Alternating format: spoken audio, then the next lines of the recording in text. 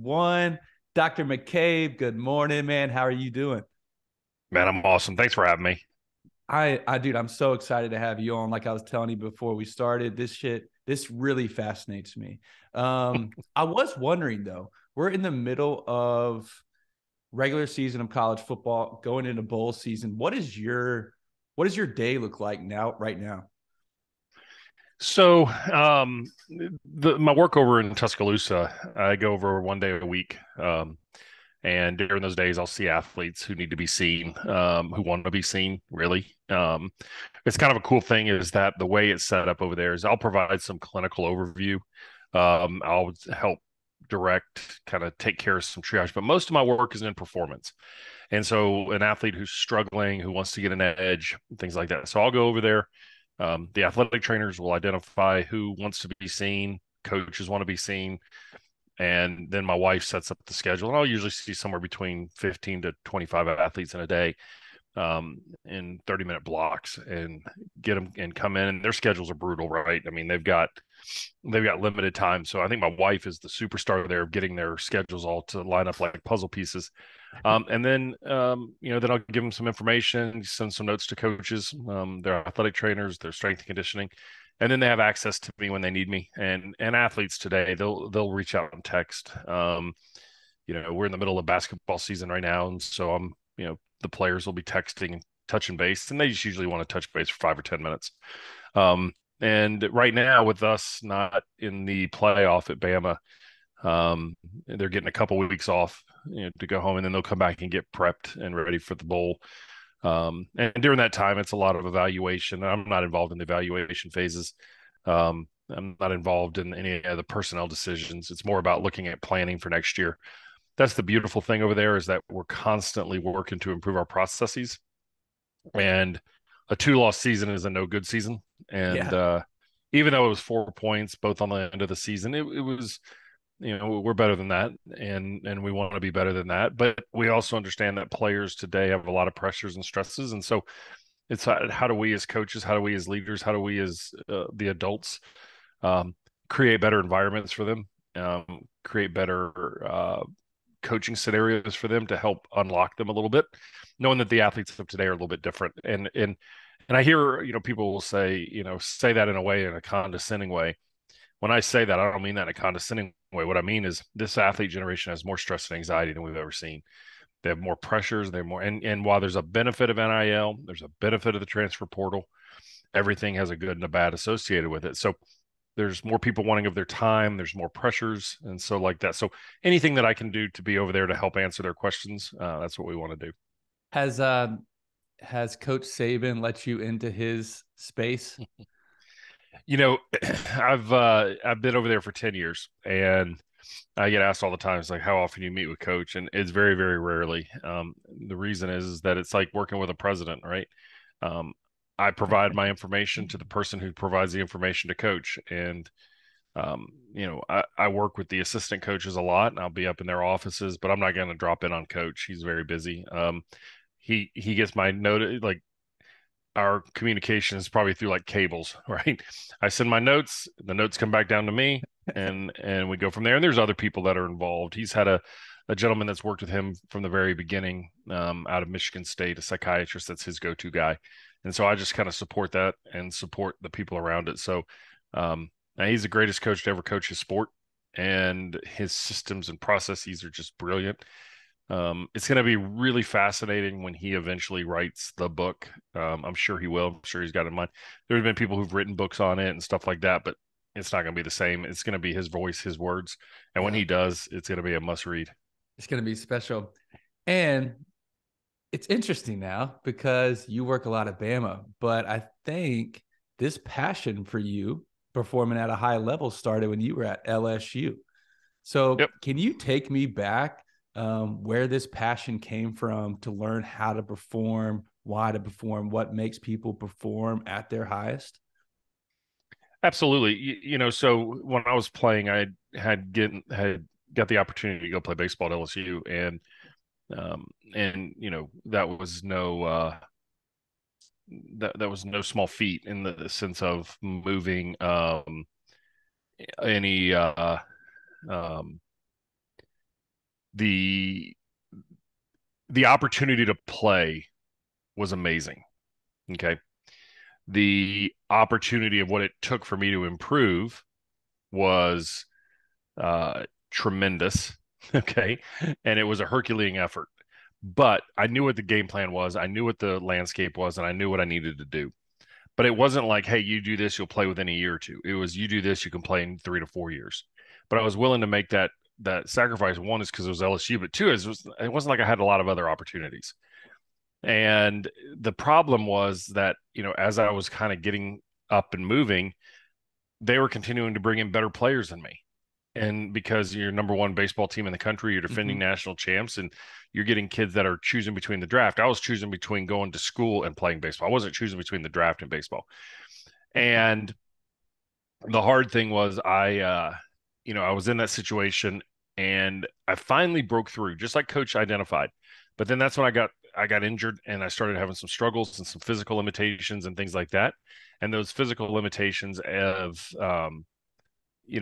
really rocked me mentally. And that's what got me interested in the psychology. And it was when I overcame those and found a way to push through them and work through them and find a way to play, as I was like, wait, this mental stuff is really, really important. It's not all based on the physical. And I wasn't the same physical player, but I ended up having a lot of success in my last 2 years and played a ton, led the team in appearances as a pitcher, and pitched in, big moments and got things done. But I wasn't the same. I was like, instead of a race car, I was having to drive a more strategic track. I wasn't on a drag race. And Greg Maddox out there. Something. Well, I mean, I wish I was, yeah. I mean, he was, but I was having to really think and place the ball and work and compete, right? And I was competing against guys that were going to be, surefire major leaguers, and I was having to find my way to defeat them and beat them. But when I did, then I was like, there's something to this. So I switched my major to psychology after my 4th year in college. I had one more year to play, and I switched my major, and I went after it.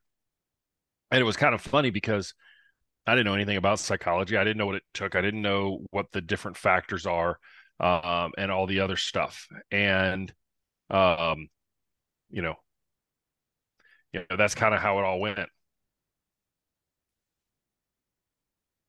So I remember psychology for me in school was like intimidating, like to take a psychology class. Honestly, I thought like it was way over my head. And now that I've learned more about it, like I wish I dove into it earlier for you. When you were in college, do you remember what that was breakthrough for you mentally? It was when we talk about like visualization, we talk about having that purpose, we talk about all those things, and then I'd see it, and I'd see it happen. And I used to sit there and think it was like, nah, stuff doesn't really do that. And then boom, it did it. And you're like, oh crap. Okay. And those are the moments where it just kind of hits you.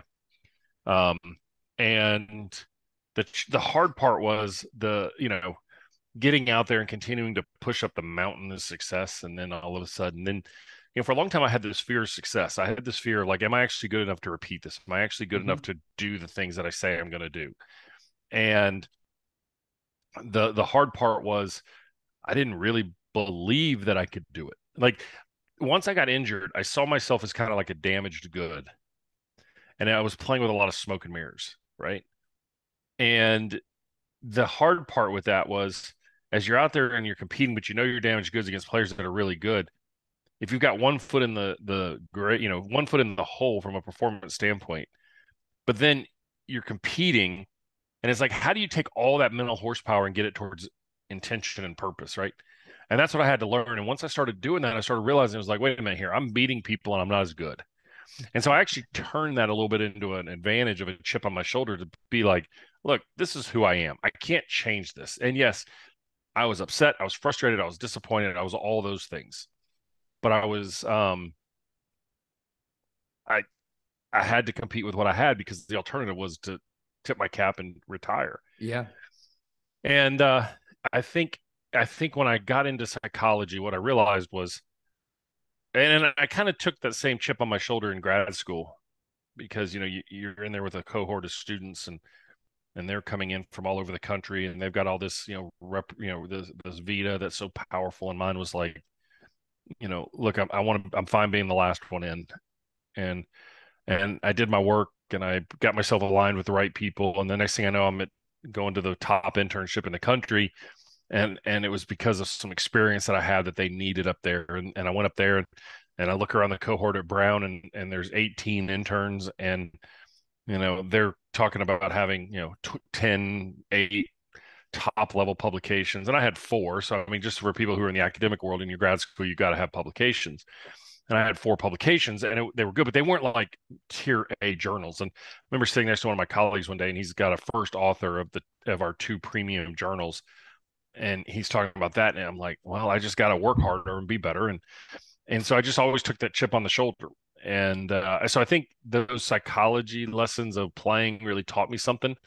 And it didn't matter. I think we spent a lot of time measuring our vehicles in a parking lot. Yep. But we don't put them out in the mud track and race them. When you get called in, say a coach department calls you and say, Doc, like our team's struggling. We don't really know what it is. Like, can you come in and help? When you walk through those doors, what are some of the first things you're looking for within that organization or within the people of the organization?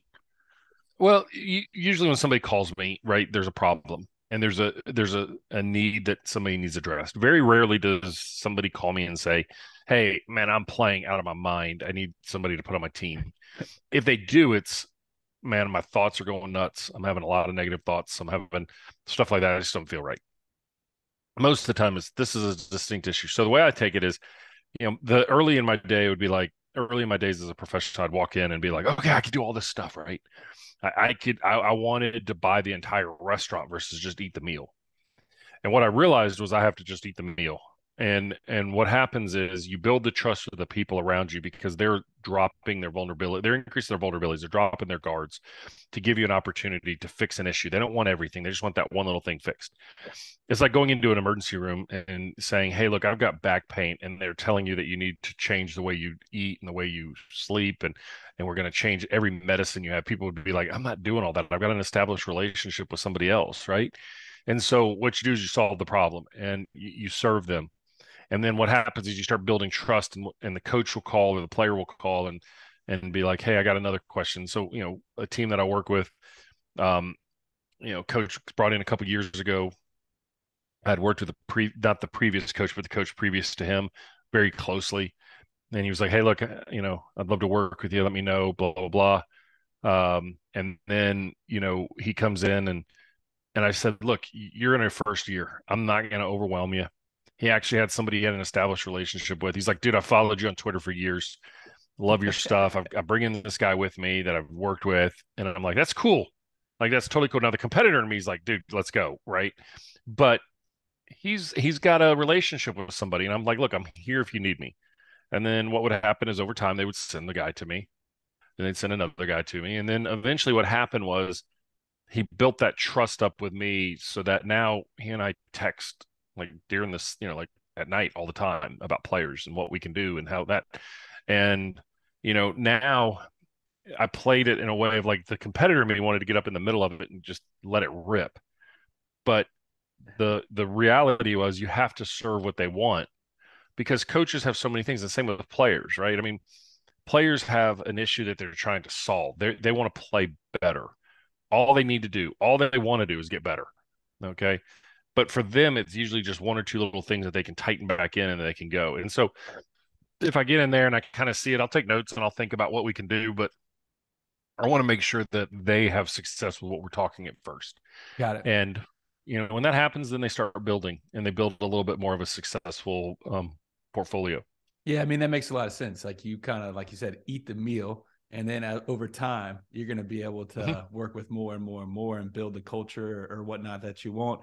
With overall motivation of individuals, is that something you try and target? Like, what's the difference between motivating somebody in the corporate world, maybe, or a coach, versus a player? Like, well, let's look at levels of motivation first, right?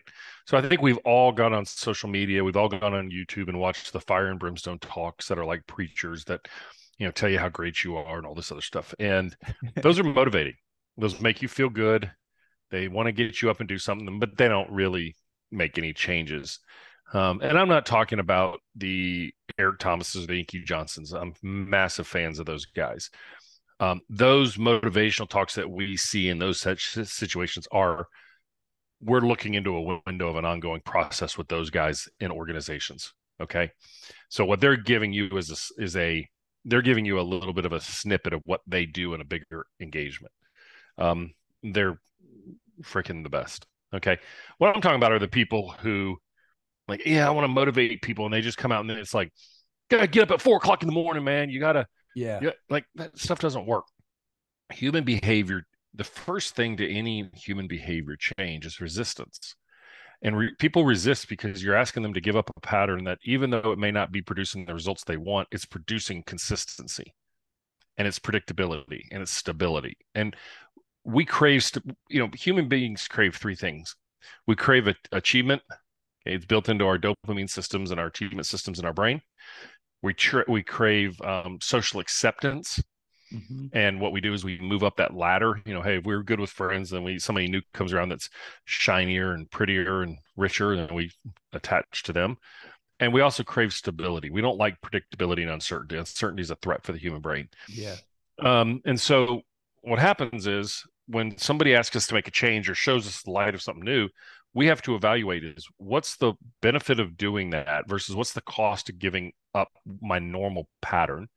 What's the cost of continuing to go about my pattern? What's the benefit of making change? So we're in this decisional balance that we're making. We're having to evaluate everything that's there. Well, that's why people who want to lose weight or whatever, they start after the first of the year. I mean, like, I love watching commercials during the holidays. It's holiday stuff, holiday stuff, holiday stuff. And then right on the night of the 25th, it's boom, it switches. Watch TV on the night of the 25th at about 8 o'clock, it switches. And the commercials switch to New Year stuff and things like that, right? Because by the night of the 25th, people are done. Like, Christmas is over. Okay. And now we're starting to think about it. And now people have the dissonance, the frustration about where they are personally, and they want to make a change. So they start building out this plan for the first. They're going to make this massive switch. They're going to go from doing nothing to practice, working out 5 days a week, stretching, eating right, eating raw liver. I mean, all that crap, right? It's unsustainable. And so what happens is not only did you have resistance, but then you had the inability to do things. And so then you get frustrated and you relapse, and then it just whatever. Well, if somebody comes from the outside and says you got to change, like, dude, you got to change what you're doing. Like, the way you think on the court, the way you think on the field, it's not working. You got to make this change. People are, the first thing is like, well, yeah, okay, I hear that, but like, what I'm doing, man, like, it's okay. Like, I'm okay. If I told you had to drive a different way to work every day, you're gonna go, yeah, but my way's faster. Like, and I pass the coffee shop that I go to every morning, and they get my coffee right.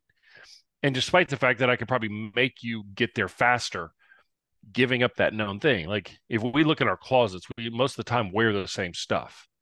I have a full closet of golf shirts and all this other stuff, and I wear the same probably 8 things, right? Roll through them or throw a hoodie on, and it's the same hoodies that are comfortable, right? Get me to change, it's uncomfortable. So what happens is these motivational people come in and are like, you got to make this change. They don't, and we see them and we're like, God, man, like, look at that. That's what, you don't see the back end of them, right? I remember years ago, I had this guy who called me a family friend and colleague for a long time. Got this guy that just brilliant business model, and he's going to help small businesses. We looked at it; it was expensive. We looked at it right at the end. My wife's like, you know what? I just don't really feel good about this. And then all of a sudden, the hard sales started coming on from their sales agency, and it just turned us off. And so I let the guy know, and he's like, "Man, I'm sorry, man. I just did that. That was not my experience." I'm like, "Hey, look, it's just not right for everybody, right?" And then about a year later, I was working with a client, a corporate client, and he told me, he said, yeah, I'm really good friends with the people who started that company, and they'll bring me in to do some stuff. And he said, my God, their business is an absolute disaster. He's like, the behind the scenes there. And I'm like, they coach and teach management operations. He's like, yeah, they don't do any of the stuff they teach. I mean, I'm telling you, the back room is it's a culture. It's a terrible culture to work in. And I'm like, huh, interesting, right? And so when we see people with all this hype, I've really gotten to be really antagonistic towards it. What's the word? Like, suspicious of it. Yeah, because sure. I see it as very fraudulent, and I see it as they're selling snake oil Human behavior changes because people have a need or a want. Needs work. Okay. You need to make a change because if not, then you're gonna go down a path that's not very good. But people have to understand why that is important for them. They have to balance that across their biopsychosocial approach. Biologically, can you do it? I mean, it's like if I went into the workout room and somebody said we're gonna do burpees every single day. I'm 6'5". Burpees aren't built for a 6'5" guy. Okay. So, you're better off to say, let's go play some basketball. Let's move. We're going to do that. You make me go to the ground and come back up. I'll just find different ways to not show up. Right. Just don't enjoy it. Up and then you got to want, like, why do you want to do this? If you can connect to the psychological fingerprint of the person you're working with, motivation is not fluffing them and blowing them full of shit and telling them how great they are. Motivation is connecting to what the wants and desires are of the person there and helping remove the barriers in their lives and standing there with them. There's a brilliant, in whether you're faith-based or not, I just want you to listen to what it is. As a listener, there's a very brilliant poem that I always remembered seeing on people's walls called Footprints in the Sand. Great motivators. And it's a story about a man. He's talking to God after he dies, and he's looking back at his life, and there's footprints in the sand, right? And he says, he's making a comment essentially along the lines of, God's like, I was always there for you. I was always whatever. And he said, and then, you can see those moments where there were two sets of footprints walking in the sand. I was always there for you. And the man looks at God and says, well, why were those toughest times of my life? There was only one set of footprints. Why did you leave me? And that's when God turned to him and says, because that's when I put you on my shoulders and carried you. Wow. And so that's how we have to be as a leader, right? Is we have to understand that we walk half a step behind. A lot of people in the motivational field want the spotlight. They don't want the success of their individuals. They'll say that, but they want it for themselves to upsell to the next opportunity. They don't really want to stand in the shadows. Motivators, people who are truly devout to the psychological needs of their student athletes, their corporate leaders, they stand in the shadows. And my dad was in the military for 20 years, did a lot of really cool stuff, was a navigator and flew and did a lot of stuff. And he used to always tell me, he's like, Brett, if you ever look at some of the best special operators, the best people who are doing getting the stuff done, they leave before the press conference starts. They let the people with the shiny brass on do the talk and get the acclaim, and they're on to the next mission. He said, whatever you do in your profession and how you lead people, what you have to do is put yourself out there, but serve in the shadows and be gone before somebody out and get out of there. Yeah. And so that's the way I look at it. I just really struggle with my industry because people will buy. I mean, look, the easiest thing to do that doesn't work is to buy a book. Okay. It's a great business model. If you read the book, fantastic, then implement it. Don't show me a stack of all the books you've read this year. Show me the one book that changed your life and that you devoured it and you understood it and you've torn the pages apart. That's what I want to see. Like we built this thing of, and I think some of it is the dissonance and the self-disgust that sometimes that we have is like, I got to do more. I got to do more. Okay. Then in motivation, that's the equivalent of going to the store and buying all the healthy food, going to the, getting on Peloton and Tonal and the Mirror and all that, and buy all your stuff and fill it out like I have in my house that sits in there empty. And, if I go in to use it, I've got to give it 10 minutes to update because it's been so long. And then sit there and also, but remember that you still have to do the things you said you were going to do. So how do we do the small steps for the big steps? And so there you go. You got me off my soapbox. No, I love it. That's such a good point, man. And you do think about, and you look at these leaders, like they're not always the people who are giving the press conference or giving like the big speech at the end. They're kind of the guy in the back of the room, just like with a big smile on their face, seeing the success happen around them. For somebody, like you said, we're coming up on the new year, and more than ever, people are like, I got to make this change. I got to get motivated. I got to do X, Y, and Z to get where I want to be. What is a suggestion you have to these people that maybe haven't like reached out to a professional or bought the book that might change their life? Like, what is a step they could take in their life? A very simple thing to do is to make a list the night before or in the morning of your day of 3 to 5 things that you want to accomplish today. All right.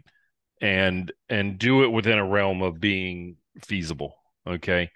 I have found for me, my office is in my house now, and I get up in the morning. I used to do this in my office, and I'd go and I'd get my coffee, and I'd read the papers online. It's not the same. I wish I could get back to reading the papers, but that's one of the few technological innovations I don't like. But sit there and read the paper, and then I'll sit and make notes of what I want to get done today. And because if not, I'll look at my client list, my clients, and say, like, today I've got 10 hours of clients after we're done. There's not many things I can get done today, right? I'm not going to write. I'm not going to finish a chapter in the new book. I'm not going to, develop Mental Game Live. Today's job is to focus on my people that are there, because if I understand that today's goal is that, then I feel better about myself when I'm done. But if I don't, and I'm like, I got 14 other things to do, man, I got all this other stuff I got to get done. Then what happens is I get to the end and I'm like, God, I'm such a freaking, I can't get anything done. Yeah. And instead I have to look at it and say, okay, what is my priority today? Like I'll say, like, I love to go to eat lunch with my wife. Like, we get out of the house, we go, it's our time. It's just, our kids are 25 and 21. If they're not home, it's just a time for she and I just to go and get away, and just go sit and just be human. And they'll come back and get back to work for the afternoon. And we may eat dinner here, we'll go out for dinner, whatever. But I want to sit here and I want to, like, okay, what are the things I want to get done? Right. Today, I have one thing on my task that I want to do that's outside of seeing clients. That's it. And I will check that off and I'll feel good about myself. Yeah. But then I know on Thursday and Friday, I have very limited clients. We just pre-filled them on the beginning of the week. And so now later in the week, I have a list for what I want to get done later in the week.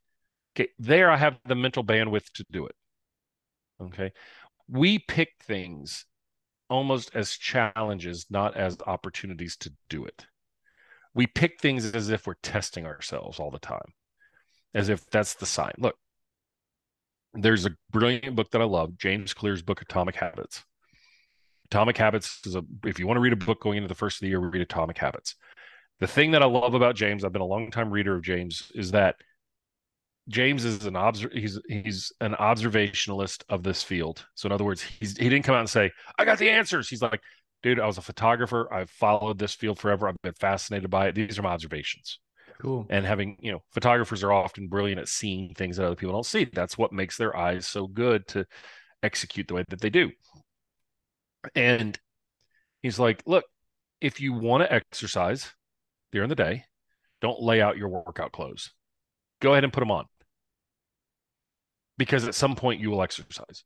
I don't like to get up at 6 o'clock in the morning and exercise. It's not my deal. I stay up late, and so to get up early. But on days that, like the last couple of days, I've just put my clothes on. Like, I can throw a hoodie on and see clients. People don't care. And then if I get a no-show or I get somebody doesn't show up, I got 35 minutes. I'll go in there and do a tonal workout. And it doesn't have to be a 2-hour workout where I'm sitting, it's like, oh, I got that in. And then I'll go back and come back. And so, but if I laid them out and put them in my bedroom and got dressed, I could just easily say, I'll put them on tomorrow. But if I put them on and now I've got to have the issue where I took them off, then I have to make that conscious choice. And yesterday I had literally 19 minutes to do a workout. My wife had run to go pick up something. I had a call coming in, a call that was finished, and I had my clothes on, and I was like, screw it, I'm going to go get it done. And I was able to get in a 15-minute power workout. It's exactly what I wanted to do. And boom. Now today I'm taking today off, so that's why I got dressed. That's just a simple thing. If you have things that you want to do, lay them out. If you want to eat better, pack your lunch. Don't say, yeah, I'm going to figure out a way to go. Because what happens is our emotional energy drops. And when our emotional energy drops, we are more apt to pick things that aren't coherent to our long-term choices. They're more apt to get distracted by our short-term needs. And so we go to a restaurant, like, hey, I'm going to eat healthy today. I'm going to go get a grilled chicken breast and green beans. And you get there and somebody goes, hey, you want some fried pickles? You're like, oh, hell yeah. Okay. Yeah. Well, then what you do is, like, well, screw it. I've already screwed it up. So now I'm going to get the bacon cheeseburger with cheese fries. It's like, yep. Okay, no. Like, make the choice you're in and ask yourself how you're going to feel. So if you build it to make choices easier, it's a lot easier. That's one thing real quick. That's why AA models, they get you so connected, which I love AA. They get you so connected with your sponsor that if you ever are in a weak spot, call your sponsor, because it helps you through the weak spot. You know where to go for a meeting, access a meeting. In other words, they give you the plan to help you through the low motivation. People think willpower is a trait. Willpower is a resource. And there are times that our willpower is low, and there's domains of our life that it's really, really high. Like I've got all the willpower in the world for one thing, and other stuff I don't. Yeah. That's one thing I tell people is keeping it simple and sustainable. And I just like help people like with physical exercise and like some bit of habits, but not a ton. But it's like, let's keep it sustainable and simple, and that will go a long, long way. Who are some athletes or individuals that you see do it great? Well, I mean, I think, you know, how about we say it like this? How about, there are some really good people out there who do, I mean, you know, if you're studying the secrets of what people do, try to study one thing, you know. Um, like, like for instance, one of my clients, Billy Horschel, is phenomenal. He is fit as hell. Yeah. He cares greatly. But one of the things that he's good about is like if he's got a little time, he'll just go get on the bike and ride. He likes it. It's good, but he's not out there saying I'm going to go out there and kill myself. He's like, I just want to move. I've got people who are like, you know what, if I've got a little time, I'm going to go and study what somebody, in my genre is talking about. So you got to remember too, as athletes, they get to a spot where they have a lot of people pulling in the direction for them. They're not swimming upstream a lot. And they're really good at utilizing their teams. And that's what their teams are there for.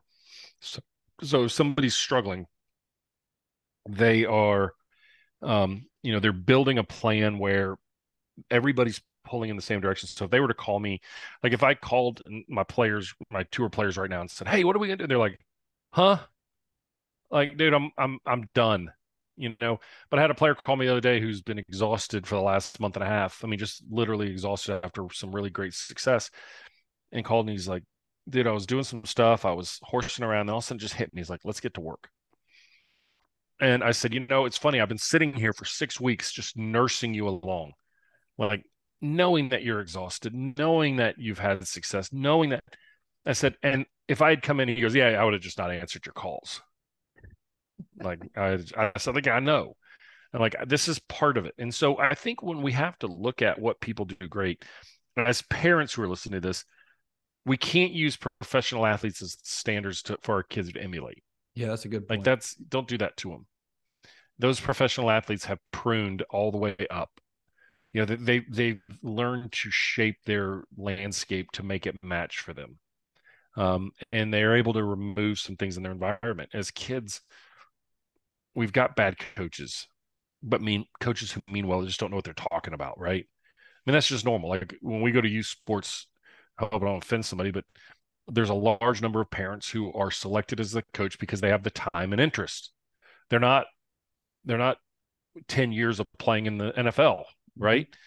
And so that time and interest sometimes can be toxic because they're trying to do their best. Like I had a friend of mine a long time ago who invested in a restaurant, and his chef owner, co-owner operator said, "You do the marketing, I'll do everything inside the building."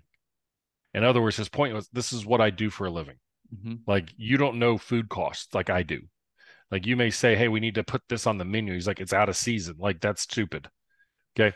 And so, you know, as people, we need to look at what are the patterns that people choose to do, not like, oh, let's follow what Tiger Woods or Naomi Osaka or, Michael Phelps did. Those are the greatest in their generation. So instead, look at it and go, okay, I want them to enjoy coming to the game. I want them to enjoy, look, kids, their parents. If you want to teach them a behavior that matters, teach them how to prepare their bag to go to practice. Don't pack their bag, their lunch, and all that. Yes, you're going to do their laundry, okay? But teach them, hey, what's important is when you come home, you empty your bag, you put it in this. I'll take care of it from here. What I need you to do is be ready when we say we're leaving at 1, be ready at 12:30 with your bag packed. And don't assume that a 14-year-old is going to know that. They're going to be like, "Huh? I'm just getting up." No, show them and teach them why that's important. Like everybody went out there and started making their bed every morning because there was a great video from a Navy SEAL commander talking about making your bed. But what people didn't understand was making the bed does not make your day better. Making your bed is winning the second challenge of the day. The first challenge of the day was getting out of the bed. The second one is going back to leave it better than you found it. And if you start explaining to people why you do the things that you do, then all of a sudden they start to have more success. Dang, that's such a good. And again, like those are things like growing up, I would always look up to like LeBron James or Tom Brady or Tiger Woods.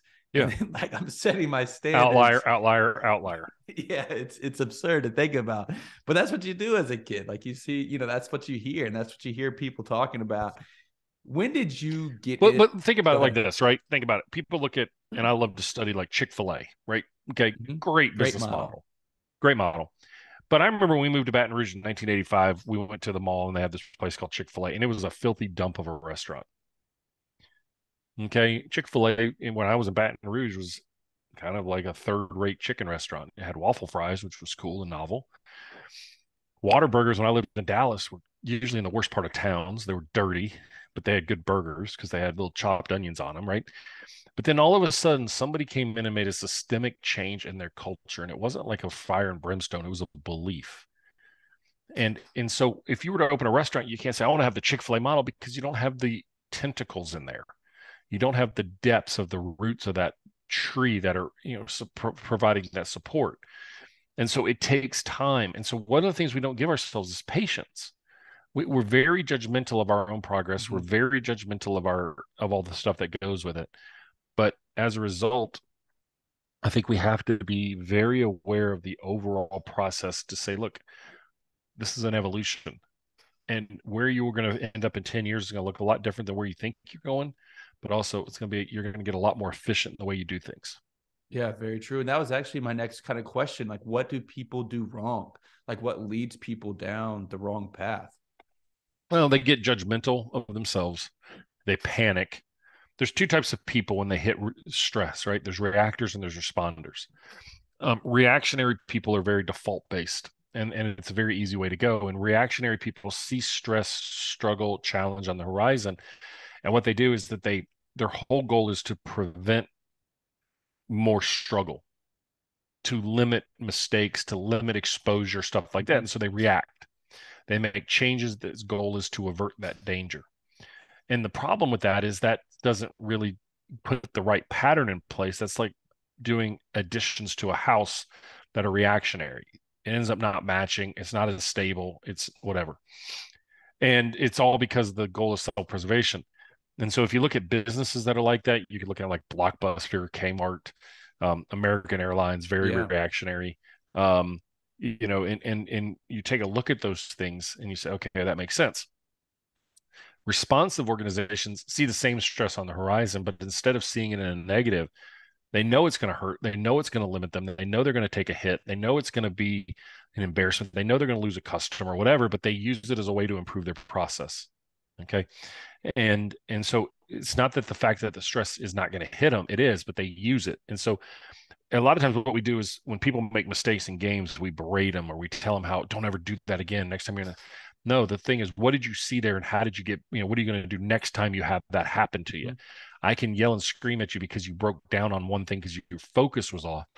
But in the heat of the moment, it's like, let's say golf, I'll hear parents be like, I can't believe my kid missed that putt. I'm like, okay, it's a 5-footer. It's not a guarantee. And there's 12, Yeah, those are right? hard. I can't believe my kid fumbled or missed that and made that pass. It's like, well, you're not out there. Like, like go try to cross. Don't do this, but go drive on the interstate in 8-lane traffic in LA if you've never driven off of a country road. Tell me if your mind doesn't panic, Mhm. right? And so what happens is people are so reactionary because it's all about self-preservation. And so if there's one thing I can tell you is like, hey, when that happened, what did you feel? What did you think? What did you experience? Not well, I wouldn't. I mean, that's stupid. Don't think that way. But that's what we do. We're judgmental, particularly towards other people and towards ourselves. I mean, Yeah. we're like, well, you know, Tom Brady wouldn't make that mistake. No, I mean, Tom Brady's the greatest quarterback to ever play in the NFL, but at the same time, he's also lost Super Bowls. I mean, Mariano Rivera is the best closer to ever play Major League Baseball. Yep. It's not even close. But he lost 2 Game 7s in the World Series. And Mariano Rivera's book is amazing, called The Closer. But he talks about how he used every scenario to make himself better. That's a responsive individual. Mhm. Okay, he's a responder. Learn to be a responder. Yes, you're going to lose customers. Yes, you're going to screw up. Yes, like I had a player in a major tournament this year, had just an absolute train wreck of a back nine. Okay. It happens. Yeah. We knew why it happened. You could see, but it was literally like watching a puppy running in the road. Like he was trying harder. His caddy was trying harder. They were exhausted afterwards. They ended up doing okay the next day. But I mean, it was the missed opportunity. And the initial response from some on the team were like, oh, you can't let that happen and have a mental breakdown. I'm like, well, first of all, I've never been in that situation before. Second, there's new feels. And third, it's going to make him better. Mm-hmm. During the later part of the season, he drew on that experience to get better. And I was like, that's why we put ourselves in those situations. When we increase our vulnerabilities, our exposure, we increase the chance of failure. People don't fall off the bottom of a mountain. They fall off the top of a mountain, okay, where it's more treacherous and it's more difficult and there's more demands on you in every little decision. But the people who are at the top of the mountain 30 times, it's not that they're taking it for granted, it's that they expect it. Like, I want a surgeon who's been through 10,000 surgeries and goes, yes, this is a complication, but I've done this before. I've done something similar. I've been there. A pilot who's like, okay, we know how to, I don't want to lose an engine, but I've done this before. Yep. You know, I mean, this is not the first time this has happened to me. Yeah, very true. And that's something I got to remind myself all the time. Is like, I'm so much harder on myself, and my wife is really good at helping me like bring it back down. Like, hey, you're doing like actually really good. Like, you're just being really hard on yourself about this one thing or this two thing. With one thing I've always been interested in is the yips. When you're working with like somebody that has the chipping yips, or like second baseman can't throw to first base, like what is going on mentally when that's going on? Panic. Okay. Panic of absolute embarrassment. I mean, that's what it really is. So the yips follow, to me, the panic disorder. People who have panic attacks, it follows the same model. Mm-hmm. What happens in panic is that, let's say, I had a panic attack when I was on an airplane, and you're sitting there, all of a sudden you can feel the sudden surge, looking back at later, the sudden surge of adrenaline, and your body's misreading something. Okay. We have alarm systems. Okay. Just the best way to think about it is like an alarm system in our house. And those sensors on the window all of a sudden go off at 2:00 in the morning. You're not going to think, oh yeah, that sensor's bad. You're going to think, holy crap, somebody's breaking in and they're coming after me. And if you've lived in a war-torn area or a place where there's been a lot of break-ins, that's 100% what it is. Despite the fact that rationality says, no, you live in a safe area. Yeah. Okay. Well, that's what happens to the body. Okay. The body feels something and goes, oh my God, I don't have the time to discern difference between a heart attack and a panic attack. I don't have the ability to discern between failure and embarrassment versus just making a mistake. Okay. So we're going to go with the worst case scenario first to get your attention. And that's what the brain does. Okay. And the body just goes into override. It's a fight or flight is in full blow. So what happens is then you start getting this embarrassment side to it because you feel so out of control that you're embarrassed about what you've done, experienced, or what people are going to judge about you. And then you fear it happening again, which raises tension in those scenarios, and it becomes super hyper vigilant to do it again. Well, if you have the yips, and more times than not, there's an underlying mechanical flaw that we all have throughout our game. Okay. But you've been able to overcome it for a long time. Like, no problem. Then for some reason you had a tragic mistake. You had a train wreck. Okay. That train wreck triggers a near true alarm. And all of a sudden it's like, don't do that again. And then you start thinking about, because most people don't really yip when they're by themselves. And so what happens is people get in a yip situation and then everybody starts giving them suggestions like, make sure you accelerate through it, man. Looks like you're dumping it. All that other stuff. Hey, throw through it, and whatever. I'm like, yeah, that's not how this works. Okay. Because now you've gotten hyper focused on the mechanics versus the intention, and the tension rises and it's just a disaster. And so what happens is you have to get them to understand that embarrassment, most people don't care because they're so self-absorbed with their own stuff. And the yips are going to happen. So instead of seeing them and resisting them, have a plan for when they do happen, fix our process to step into a shot with intention and not prevention, and find our way through it. So for me, I had the chipping yips. It was due to bad mechanics, but I was a good athlete, so I could get away with it. I could go and time it beautifully on a chipping green, get under pressure just off the green, missing par 5 and 2. And next thing you know, I'm flubbing it. And then I'd walk up and like screw it, and then I hit the next one to a foot, right? Which makes it even worse. And so what I did was one of my tour clients came in with this orange whip wedge trainer. We had just a little floppy little wedge thing on the end. Mm-hmm. And I I looked at it and I said, I'm gonna go chip in wet Bermuda until I figure out how to do this. And I played with my setup, I played with my grip, I played with my, feet alignment, my weight transfer until I found a way that I could repeat it over and over and over again and pitch with a lot of confidence. And now I love pitching and chipping around the green. Like I see it as a challenge. And so once you can flip it, all of a sudden you improve the process and people get better.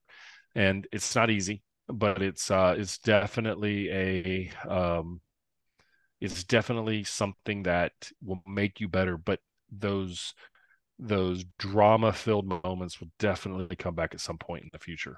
They Yeah. don't, and so you just have to be prepared for it. I remember I was playing with one of my buddies who's a top level instructor, a brilliant short game. And he knew I had the yips because I'd seen him a couple times. And we're playing in a money match with our buddies. And I leave a shot short on a green. I got to go up this pitch to a pin. And I remember he's up by the pin and I hear him go, yeah, all right, here we go. Because I mean, Here it we were is. talking a lot of crap. And I was like, hurry up and chip it before he sees it. And I was like, stop. No, pull back. You've done the work, done the thing. Let's stiff it on him and show him. So I reset, refocused, got back into my not my mechanics, my feels. Like I got back into my triggers, right? Like I knew what I wanted to do. And I was like, F it, let's just do it. And I hit this shot and it just goes up there and it just zoom, right next to the pin and stops. And he looks at me, he's like, oh, there you go. And it was like stepping into it. Like the thing about panic is we resist it so hard that it causes it to happen once our breakdown happens. We resist the yips so bad that they happen. And so instead of saying, you know what, bring it, I'm Embrace it. prepared for you. Yeah, like Bob, I know you're like, if we name the yip person Bob, all right, Bob, we know you're here. I got a plan for you. What how's our boy Frankie Butterknives doing? I think he's doing very well. I don't know when the show is coming out, but it was a really good time. And we did that back in His game's maybe end of April, improved May. like crazy. Yeah, he's a good player. The thing about him is, and I don't want to give any insight into what we did. One is because it's not my video, it's theirs. Sure. And I've gotten some feedback from, Riggs will text me and be like, dude, I don't know what the hell you did. Like, and then Brandon, who's one of the cameramen, Brendan, one of the cameramen, texted me. It was like they were in Scotland. He's like, okay, this is sick. And I'm like, okay, he's got brilliant rhythm. He's a drummer. Okay. He knows what he's doing. He's a mental mess around the ball. We just got some things squared away. And I hope the video comes out good. Yeah, it's got to They're come out still working soon, on it. man. You would think. I mean, they're waiting on Trent to break 90. I know. But look, those guys, I don't know if let me tell that's you gonna something. happen. Come on, I Trent. know. But let me tell you one thing about those guys. So it was funny. I'd obviously known who Barstool was, but I wasn't a big Barstool fan. Not because I didn't like him, just because I kind of missed that genre when I was in college, right? I mean, I'm 50, and it was just a little bit. And my daughter, who's 25, called. Like they reach out. Frankie reaches out and says, "Hey, we're gonna do this thing." I'm like, "Yeah, come on in." My daughter's like, "All right, here we go," because she runs all my social. She's like, "Yes, there we go." And so I started studying them. I'm like, okay, brilliant model. But I'm like, okay, they're going to come in, want to goof and all this other stuff. Yeah. And they were the exact opposite. The thing that I love about Barstool guys, and I'm not knocking other people in this genre, but they're really good at this, is that they're the fan. Okay. They're not the guy goofing to pretend to be something for a shtick. When that camera turns off, they're the same guys. They are golf nerds who love the game, who care greatly for the game. That's why when you see them at tour events and the players walk up to them, that's genuine excitement. Okay. And the players know that. It's not a shtick. It's not turn on the camera. Okay. Character Frankie comes on. Yeah. It's the same guy. And what happened was I don't know if it's going to make it in the video, but we had gone to I had taken him over. We had successfully gotten our work done on the first day. Okay. So we had gone, I took them over to Tuscaloosa to see it, and they'd never been to an SEC team and also. And there was a really cool restaurant right next to the stadium that, come to find out, they are all from the same area. And we sat there for 2.5 hours and they talked with the owner and one of the player ops guys that's all from the same area. And every once in a while the camera would turn on, but it didn't matter. such an authentic, brilliant discussion about being a fan. And that's the thing about him, why I love him so much, is that I went out and hung out with him in Tulsa. They had like a par three tournament, like a Barstool Classic at the par three course. And they were just so excited. I mean, just Trenton and Frankie were just trying to win the thing. Like it wasn't, they weren't goofing around. They were trying, like, they are, like, when you see them laughing and talking about the PGA Tour golf game with them on it, like that is genuinely a surreal moment for them to see their dream on a golf video game. Like, and that's the cool thing that I liked playing with them, is like just sitting in the golf cart and be like, these are dudes that just absolutely love the game. Yeah. And then when they brought on Daniel Rappaport, I was like, yes. Daniel Yeah. had texted me before that had happened and be like, this is where I'm going. Daniel's my favorite golf journalist because of the way he approaches things. He's fair. He gets to the story. He doesn't, it's not about him. He's not trying to draw and stir controversy for a byline. He wants to tell the story in the player's voice or the issue. And then I was like, oh my God, like brilliant hire rigs. I mean, like, come on. Like nothing against Lurch, but I mean, you just brought in, I mean, if anybody's a baseball fan from the 90s, you just brought in Fred McGriff to the Atlanta Braves. Dang. A big Braves fan. Let's go. Yeah. You can see the authenticity, like through, I mean, they were like, because it happened naturally for them. I think that's a big thing too. Yeah. Like they didn't just like get thrown into the scene. It just gradually happened, and their fan base continued to grow. All right. One more question. Yep. How do you think Dion will do at Colorado? I think he'll do great. So what you have to look at with Dion is that you have a guy who is, I had a friend of mine who played with him for the Cowboys and said when the light came on, he was different than when the light was off. Okay. And what that meant was he understood, kind of like a WWE wrestler, how to be a character. The genuine nature of Dion behind the scenes is pure. He used to do all kinds of stuff in the charities and didn't want anybody to be there. It was authentic and everything like that. Dion, I think, connects with his players so well because he's completely invested on making them the best version of themselves he can possibly be. He's going to take the limelight, which is a brilliant move. Okay. He's going to get him NILs. He's going to get him things like that, but he's going to take the limelight and take the attention. He's going to put the attention on himself because he knows how to handle it, how to play the media, he knows how to be at the center of attention. He knows all those things. And the thing about him is I think he's going to do well. He's hiring a pretty good staff. He's going to bring tremendous energy into that building. He's going to be invested in those kids. Those kids are going to want to play for him. Is he hard on his kids? Absolutely. Okay. People want to say, oh, he's just showboating and all that. No, I can guarantee you his practices, he's getting techniques right. He's getting decisions right. He's having them pay attention. People don't like his style. Okay. But then why do we watch the Kardashians, sister wives, and crap like that on TV, right? That dude knows how to communicate to today's player. And he's been there. He's a two-way major league athlete. Yeah. Okay. Incredible. He's played major leagues in 2 sports. That dude has skills. It's not just because he's fast. That guy knows how to develop players. Is he had challenges? Yes. Has he made mistakes? Sure. Whatever. So is every coach. Okay. But he took a team at Jackson State and showed how pouring authenticity into those players made them dominant. He's going to do the same thing at Colorado. Now he's got challenges. He's not based in LA recruiting kids. He doesn't have, he's not Lincoln Riley with 4, Heisman Trophy winners under his belt or 3 or whatever it is. But at the end of the day, you can't take away somebody's authenticity of investment in kids. Yeah. That always shows. And that shows for him. Yeah. Well, dude, Dr. McCabe, thank you so much for joining me, giving us some insight in the mindset of like winning professionals, individuals. I mean, it really is fascinating to me. So I just want to thank you for joining me. It's been a pleasure. Best of luck with everything you have going on. I know you're crazy busy. I'm sure Alabama will be in the playoff probably again next year. So just thank you. Yep. Yeah. Thank you for coming on, man. If there's anything I can ever do, you let me know, but it's been a pleasure having you on. You got it, brother. We'll talk soon. All right. Thank you. Bye. Thanks. Bye.